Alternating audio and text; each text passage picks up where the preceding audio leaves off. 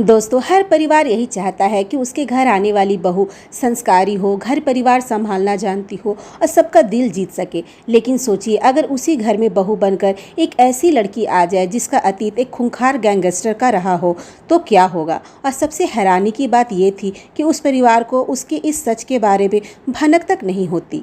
तो वो एक आम बहू समझकर कभी खाना बनाने की परीक्षा लेते, तो कभी पूजा पाठ, तो कभी घर के कामों में उलझाए रहते। आखिरकार जब ये सहना उसके लिए मुश्किल हो जाता है तो वो अपनी असली पहचान बताने का फैसला करती है। लेकिन सच सामने आने पर पूरा परिवार हिल जाता है। इतना ही नहीं, उसकी वजह से पूरे घर पर एक ऐसा खतरा मंडराने लगता है जिसकी किसी ने कल्पना भी नहीं की थी। तो दोस्तों, कहानी नहीं, एक नया एहसास शुरू करते हैं। मूवी की शुरुआत एक ऐसे व्यक्ति से होती है जिसने सालों पहले अपने परिवार की मर्जी के खिलाफ जाकर अपनी पसंद की लड़की से शादी कर ली थी। इस फैसले के बाद उसके घर वालों ने उससे सारे रिश्ते तोड़ दिए थे। लेकिन कई साल बाद जब उसे अपनी छोटी बहन की शादी की खबर मिलती है तो वो अपनी पत्नी के साथ ये सोचकर गांव लौटता है कि शायद इस खुशी के मौके पर परिवार की नाराजगी खत्म हो जाएगी। उसकी पत्नी कोई और नहीं बल्कि सामंता होती है। दोनों जैसे ही घर पहुंचते हैं, वहाँ शादी की पूरी तैयारियां हो रही थी जोरों शोरों से। उस आदमी का छोटा भाई, जो पेशे से पुलिस अधिकारी है, उन्हें लेने आता है। लेकिन घर पहुंचते ही माहौल बिल्कुल ठंडा हो जाता है। पिता गुस्से की वजह से उसकी तरफ देखते भी नहीं, क्योंकि उनके लिए वो बेटा अभी भी वही था जिसने परिवार की इज्जत छोड़कर प्रेम विवाह किया था। हालांकि घर के बाकी लोग हालात को संभालते हैं, वे उन्हें शादी तक घर में रहने की इजाज़त देते हैं। आखिर बेटा चाहे जैसा भी हो, इतने साल बाद पहली बार अपनी पत्नी के साथ घर लौटा था। परिवार के लिए सबसे बड़ी उलझन सामंता थी। किसी को उसके बारे में कुछ भी पता नहीं था, इसलिए परिवार उसे अपने सामने बैठाकर उसके परिवार, माता पिता, गांव और अतीत के बारे में पूछना शुरू कर दिया। तभी सामंता बताती है कि उसके माता पिता नहीं है, वो बचपन से एक अनाथालय में पली बड़ी है। उसे अपने परिवार, जाति, गांव या किसी भी रिश्तेदार के बारे में कुछ भी नहीं पता होता। ये सब सुनकर घर वालों को लगने लगता है कि उसके बेटे ने बिना कुछ जाने समझे जल्दबाजी में शादी कर ली। वो सामंता को घर की बहू मानकर एक कोने में रहने देते हैं, लेकिन उसे कभी दिल से अपनाने की कोशिश नहीं करते। दूसरी तरफ सामंता के मन में सिर्फ एक ही इच्छा थी।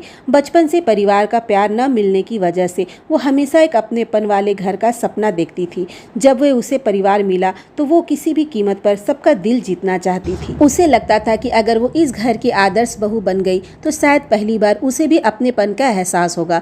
लेकिन इस परिवार के लिए आदर्श बहू बनने का मतलब सिर्फ अच्छा इंसान होना नहीं था। उनके हिसाब से बहू को पूजा पाठ आना चाहिए, स्वादिष्ट खाना बनाना आना चाहिए, घर के हर सदस्य की पसंद नापसंद पता होनी चाहिए, अब बिना किसी के कहे हर जिम्मेदारी निभानी आनी चाहिए। सामंता ने भी ठान लिया कि चाहे जितनी मुश्किल हो जाए वो सब कुछ सीख कर रहेगी। अगले ही दिन सुबह पूरे परिवार के साथ तुलसी पूजा का समय आता है। घर की सभी महिलाएं बड़े विधि विधान के साथ पूजा करती हैं, लेकिन सामंता को पूजा के बारे में कुछ भी पता नहीं होता। सास जब उसे आरती करने, मंगल गीत गाने और पूजा की रस्में निभाने के लिए कहती है तो वो पूरी तरह असहज हो जाती है। इतना ही नहीं, जब सभी महिलाएं अपने मंगलसूत्र पर कुमकुम लगाती है तब उसे याद आता है कि वो अपना मंगलसूत्र कमरे में ही भूल गई थी।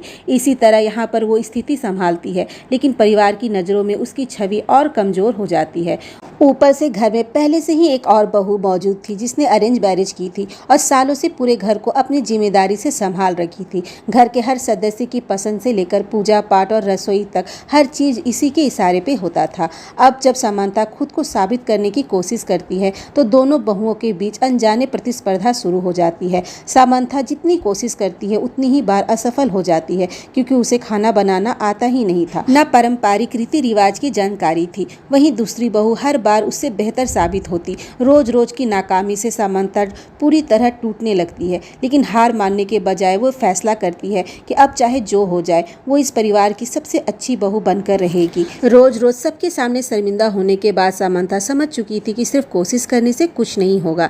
अगर उसे इस परिवार का दिल जीतना है तो उसे घर के तौर तरीके भी सीखने होंगे। इसी सोच के साथ वो अपने बचपन की सबसे करीबी दोस्त को फोन करती है, जो कि उसी अनाथ आश्रम में उसके साथ पली बड़ी थी। सामंता उसे भावुक होकर कहती है कि उसे खाना बनाना बिल्कुल नहीं आता और अगर उसने जल्द ही कुछ नहीं सीखा तो वो कभी इस परिवार की अच्छी बहू नहीं बन पाएगी। पहले तो उसकी दोस्त आने से मना कर देती है। वो कहती है कि उसका पति उसे एक दिन के लिए भी अकेला नहीं छोड़ता, इसलिए वो घर से बाहर नहीं निकल सकती। लेकिन सामंता बचपन की यादें दिलाकर अपने अकेलेपन का एहसास कराकर और अपनी मजबूरी बताकर उसे मना लेती है। आखिरकार उसकी दोस्त उसकी मदद के लिए आने के लिए तैयार हो जाती है। हालांकि सामांथा उसे सीधे अपने घर नहीं लाती, क्योंकि अगर परिवार वालों को उसके बारे में पूछताछ शुरू कर दी तो बेवजह सवाल खड़े हो जाएंगे। इसलिए वो उसे पास के ही एक लॉज में रुकने के लिए कहती है। अब दोनों मिलकर एक नया प्लान बनाते हैं। हर सुबह अंधेरा रहते ही उसकी दोस्त स्वादिष्ट खाना बनाती और टिफिन में पैक करके सामांथा को दे देती। इसके बाद सामांथा चुपचाप वो खाना घर के ले आती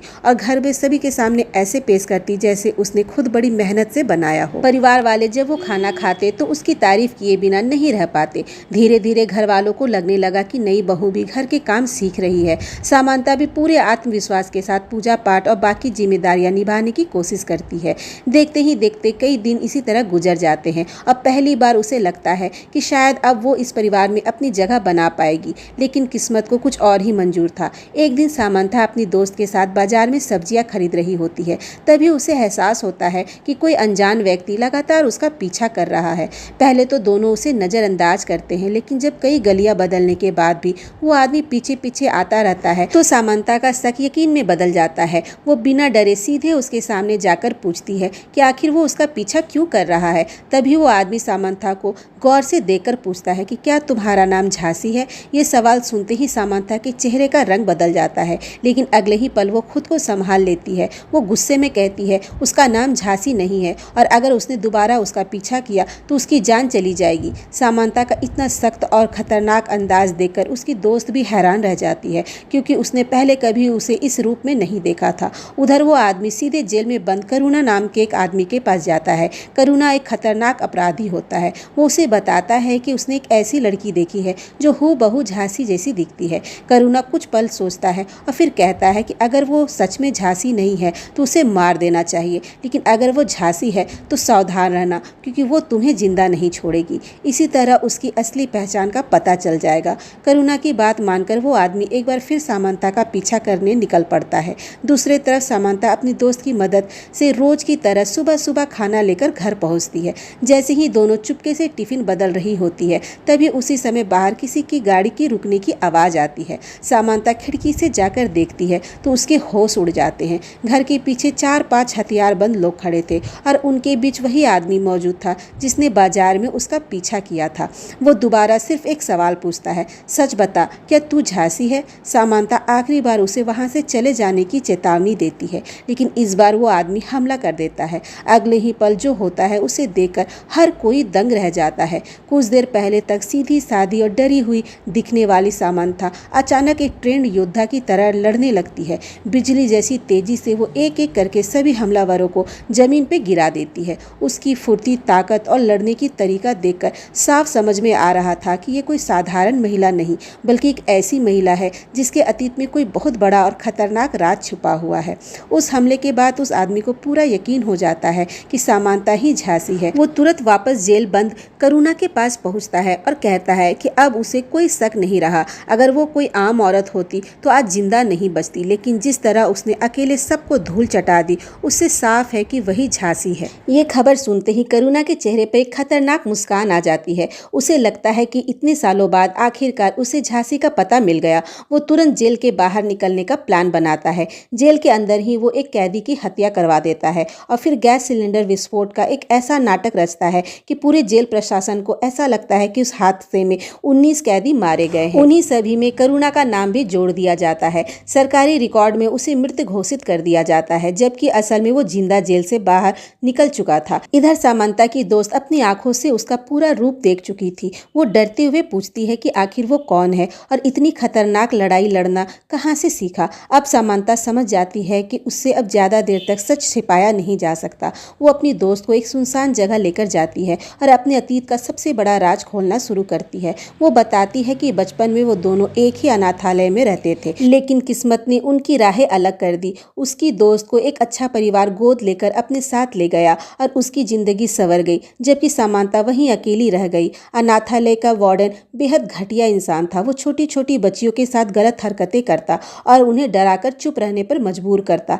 एक दिन सामांथा ने फैसला कर लिया कि अगर वो यहाँ रही तो उसकी जिंदगी बर्बाद हो जाएगी, इसलिए वो अनाथालय से भाग निकली। इसके बाद उसे जहाँ भी काम मिला वहीं मेहनत की और जहाँ जगह मिली वहीं रात गुजारी। डाली। कई दिनों से भटकने के बाद उसे एक लॉज में नौकरी मिल गई, लेकिन वहाँ भी उसकी ज़िंदगी आसान नहीं होती। कुछ लोग उस पर गंदी नज़र रखते थे और रोज़ उसे परेशान करते थे। तभी एक दिन उस लॉज में कुछ लोग छिपने के लिए आते हैं। वे सरकार और भ्रष्ट व्यवस्था के खिलाफ लड़ने वाले एक गुप्त संगठन के सदस्य थे। उस टोली में कई बहादुर महिलाएं भी थी। पहली बार सामंथा ने ऐसी औरतों को देखा था जो किसी से डरती नहीं थी और अन्याय का डटकर सामना करती थी। उन्हें देखकर उसके अंदर भी हिम्मत जाग उठी। इसी बीच जब लॉज का एक कर्मचारी उसके साथ बदतमीजी करने की कोशिश करता है तो इस बार सामंथा चुप नहीं रहती। वो पलटकर उसका मुकाबला करती है और हमेशा के लिए उसका अंत कर देती है। उस दिन उसे एहसास हो गया कि डरकर जीने से बेहतर है लड़कर जीना। यही सोचकर वह उस गुप्त संगठन में शामिल हो जाती है। जंगलों में रहने वाला यह संगठन अत्याचारियों के खिलाफ लड़ता था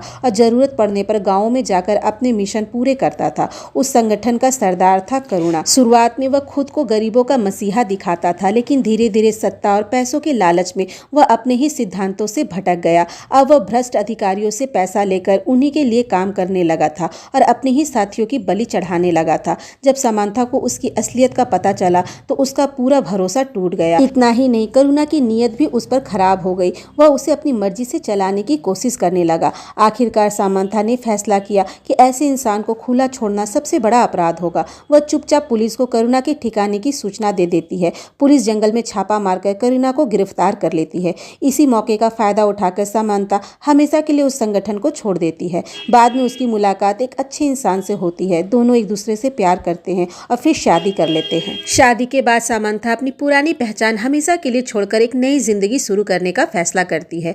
लेकिन उसे क्या पता था कि उसका खूनी अतीत एक दिन फिर उसके दरवाजे पे लौट आएगा। करुणा की गिरफ्तारी के बाद सामंथा को लगा था कि अब उसका अतीत हमेशा के लिए खत्म हो चुका है। उसने झांसी नाम को हमेशा के लिए दफना दिया था और एक साधारण लड़की की तरह नई जिंदगी जीने लगी थी। उसकी सिर्फ एक ही ख्वाहिश थी, एक खुशहाल परिवार और सुकून भरी जिंदगी। लेकिन किस्मत को कुछ और ही मंजूर था। जेल से फरार होने के बाद करुणा सबसे पहले सामंथा को ढूंढ निकालता है। वह उसके सामने आकर मुस्कुराते हुए कहता है, यकीन नहीं होता झांसी जैसी लड़की शादी करके एक आम औरत बन गई। वह पुराने दिनों की बातें याद दिलाते हुए कहता है कि उसी ने उसे ताकत दी, उसे लड़ना सिखाया और आज वह उसी को छोड़कर किसी और की पत्नी बन गई है। सामंथा हाथ जोड़कर उससे विनती करती है, अब मेरा उस दुनिया से कोई रिश्ता नहीं है। मेरी शादी हो चुकी है, मुझे अपना परिवार मिल गया है। मैं सिर्फ शांति से अपनी ज़िंदगी जीना चाहती हूँ।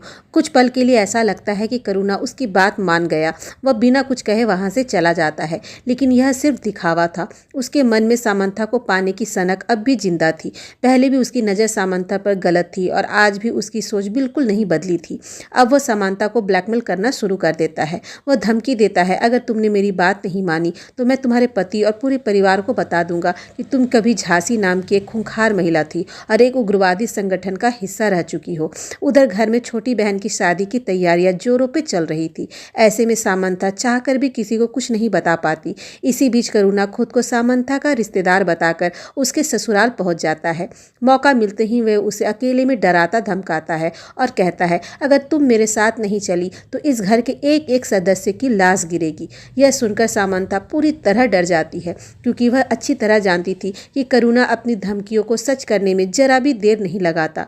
आखिरकार वह फैसला करती है कि अब सच छिपाने से मुसीबत और बढ़ेगी। इसलिए वह सबसे पहले अपने देवर के पास जाती है, जो पेशे से एक पुलिस अधिकारी था, और अपने अतीत की पूरी कहानी बता देती है। वह कहती है कि करुणा मरा नहीं है, बल्कि जेल से फरार हो चुका है और अब उसके पूरे परिवार की जान का दुश्मन बन चुका है। इसी दौरान उसका पति भी वहां पहुंच जाता है। हालात ऐसे बन जाते हैं कि सामंथा को मजबूरी में उसे भी अपने अतीत का पूरा सच बताना पड़ता है। शुरुआत में यह सब सुनकर उसका पति गहरे सदमे में चला जाता है। उसे यकीन ही नहीं होता कि उसकी सीधी सादी पत्नी का अतीत इतना खतरनाक रहा है। लेकिन कुछ देर बाद वह सामंथा की मजबूरियों और उसके दर्द को समझ जाता है। वह उसका हाथ थामकर कहता है, इंसान की पहचान उसका अतीत नहीं बल्कि उसका आज और उसके कर्म होते हैं। ये शब्द सुनकर सामंथा की आंखें भर आती हैं। इसके बाद उसका पति और उसका पुलिस अधिकारी भाई मिलकर करुणा को पकड़ने की योजना बनाते हैं। वे करुणा की तस्वीर और उससे जुड़ी सारी जानकारी अपने वरिष्ठ अधिकारियों तक पहुंचाते हैं। साथ ही बताते हैं कि जिस सरकारी रिकॉर्ड में मृत घोषित कर दिया गया था वह दरअसल जिंदा है और जेल से फरार हो चुका है। जैसे ही पुलिस को इस सच्चाई का पता चलता है, पूरे इलाके में करुणा की तलाश शुरू हो जाती है। काफ़ी कोशिशों के बाद पुलिस आखिरकार उसे दोबारा गिरफ्तार कर लेती है, लेकिन इस बार भी करुणा ज़्यादा देर सलाखों के पीछे नहीं टिकता। वह पुलिस की गिरफ्त से एक बार फिर फरार हो जाता है और कसम खाता है कि इस बार वह सामंता ही नहीं बल्कि उसके पूरे परिवार का नामो निशान मिटाकर ही दम लेगा। दूसरी तरफ सामंता समझ चुकी थी अब सच छिपाने का कोई फायदा नहीं है, इसलिए वह पूरे परिवार को एक साथ बैठाती है और अपने जीवन का हर राज बिना कुछ छुपाए सबके सामने रख देती है। वह बताती है कि कैसे बचपन की मजबूरियों ने उसे उस रास्ते पर ढकेल दिया था जिसे उसने कभी अपनी मर्जी से नहीं चुना। तभी उसकी साथ जो पहले उसे पूरे दिल से अपनाने में हिचकिचाती थी आगे बढ़ती है। वे सामंता को अपने गले से लगा लेती है और भावुक होकर कहती है, बेटी, इंसान का अतीत नहीं उसका वर्तमान मायने रखता है। चाहे तुम्हारा बीता हुआ कल जैसा भी रहा हो, तुम आज इस घर की बहू हो और हमेशा रहोगी। अपनी सास के मुंह से ये शब्द सुनते ही सामंता की आंखों में आंसू आ जाते हैं। अब रात के अंधेरे में करुण अपने हथियारबंद गुंडों के साथ पूरे घर को चारों तरफ से घेर लेता है। अब यह लड़ाई सिर्फ सामंता और करुण की नहीं थी बल्कि शिवा के पूरे परिवार की जिंदगी की जंग बन चुकी थी। सामंता साफ कह देती है कि वह किसी भी कीमत पर करुण के सामने नहीं झुकेगी। कुछ ही देर में करुण अपने आदमियों के साथ घर के अंदर घुस आता है। उसके हाथ में बंदूक थी और आंखों में सिर्फ बदले की आग। वो आखिरी बार सामंता से कहता है, अगर मेरे साथ चलने को तैयार हो जाओ तो इस घर के बाकी लोग जिंदा बच जाएंगे। लेकिन सामंता बिना डरे उसके सामने जाकर खड़ी हो जाती है और साफ इनकार कर देती है। बस यहीं से शुरू होती है असली जंग। अगले ही पल दोनों तरफ से गोलियां चलने लगती है। देखते ही देखते पूरा घर युद्ध का मैदान बन जाता है। सामंता का देवर जो पुलिस ऑफिसर था, उसका पति शिवा और परिवार के बाकी सदस्य भी पूरी ताकत से मुकाबला करते हैं। दूसरी तरफ करुण के गुंडे लगातार गोलियां बरसा रहे थे, लेकिन तभी सामंता एक बार फिर अपने पुराने निडर और खूंखार रूप में लौट आती है। वो अकेले ही कई गुंडों को ढेर करती हुई सीधे करुण तक पहुंच जाती है। अब दोनों आमने सामने थे, एक ऐसी लड़ाई जिसका अंत सिर्फ एक की मौत से होना तय था। करुण किसी भी कीमत पर सामंता को जिंदा अपने साथ ले जाना चाहता था, लेकिन सामंता ने इस बार उसका आतंक हमेशा के लिए खत्म करने की ठान ली थी। दोनों के बीच जबरदस्त संघर्ष शुरू हो जाता है। गुस्से में आके करुण सामंता पर गोली चला देता है। गोली लगते ही सामंता लहूलुहान होकर जमीन पर गिर पड़ती है। यह देखकर शिवा और पूरा परिवार दहशत में आ जाता है, लेकिन आखिरी सांस तक हार न मानने वाली सामंता हिम्मत नहीं हारती। वह अपने पास पड़ा एक चाकू उठाती है और अपनी बची हुई सारी ताकत जुटाकर करुण पर वार कर देती है। चाकू सीधे उसके सीने में धंस जाता है। कुछ ही पलों में करुण तड़पते हुए जमीन पर गिर जाता है और हमेशा के लिए दम तोड़ देता है। इसी के साथ उसके आतंक का अंत हो जाता है। हालांकि सामंता भी पूरी तरह घायल हो चुकी थी, लेकिन परिवार और पुलिस समय रहते उसे अस्पताल पहुंचा देते हैं, जहां डॉक्टर उसकी जान बचा लेते हैं। करुण की मौत के साथ ही सामंता की जिंदगी का सबसे बड़ा डर हमेशा के लिए खत्म हो जाता है। अब उसके अतीत का कोई साया शिवा और उसके परिवार पे नहीं था। सबसे बड़ी बात यह थी कि जो परिवार कभी उसे अपनाने में हिचकिचाता था, वही परिवार आज उसके साथ एक चट्टान की तरह खड़ा था। उसकी सास उसे गले लगाकर भावुक स्वर में कहती है, इंसान की पहचान उसके अतीत से नहीं बल्कि उसके वर्तमान और उसके कर्मों से होती है। आखिरकार सामंता खुद को इस घर की सच्ची बहू साबित कर देती है। जिस सम्मान, अपनापन और परिवार के प्यार के लिए वह बचपन से तरसती रही थी, वह आखिरकार उसे शिवा का हाथ थामकर मिल जाता है। इसी खूबसूरत अंत के साथ फिल्म एक बेहद गहरा संदेश देती है। किसी भी इंसान को उसके अतीत से नहीं बल्कि उसके वर्तमान, उसके चरित्र और उसके कर्मों से परखना चाहिए, खासकर उन महिलाओं को जिन्होंने जिंदगी में अनगिनत संघर्ष और तूफानों का सामना किया है। इसी भावुक और दमदार संदेश के साथ फिल्म यही समाप्त होती है। तो दोस्तों, अगर आपको आज का ये वीडियो पसंद आया हो तो वीडियो को लाइक करें, अपने दोस्तों के साथ शेयर करें और हमारे चैनल को सब्सक्राइब करना बिल्कुल ना भूलें। आपसे फिर मुलाकात होगी एक नए सस्पेंस और एक नई कहानी के साथ। तब तक के लिए बाय।